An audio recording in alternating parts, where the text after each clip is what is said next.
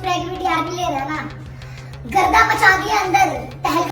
पवन सिंह की rise and fall की काफ़ी ज़्यादा चर्चाएं चारों तरफ हो रही है, बॉलीवुड से लेके भोजपुरी इंडस्ट्री और हर जगह।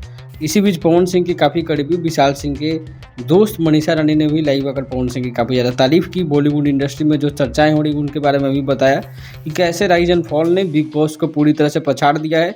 आप यहाँ पे एक सबूत देख लो, IMDb की रेटिंग्स है जो सभी रेटिंग्स को देती है बड़े बड़े शो को। यहाँ 8.2 का रेटिंग दिया गया है राइज एंड फॉल को। यहाँ पवन सिंह की तारीफ में भी रिव्यू दिया गया है ज़्यादातर, he is an unstoppable force of nature. यानी कि पवन सिंह का जो तारीफ है अभी से ही चारों तरफ बॉलीवुड हर जगह होना शुरू हो गया है। पवन सिंह की वजह से जो रेटिंग्स है राइज एंड फॉल की और बिग बॉस की, यहाँ देख सकते हो बिग बॉस की रेटिंग 6.8 रह चुके हैं। वहीं ज्योति सिंह के बारे में चर्चाएं हो गई है कि पवन सिंह ने जो शो में अपने रिलेशनशिप के बारे में बात की, उनको ऐसा नहीं बोलना चाहिए था।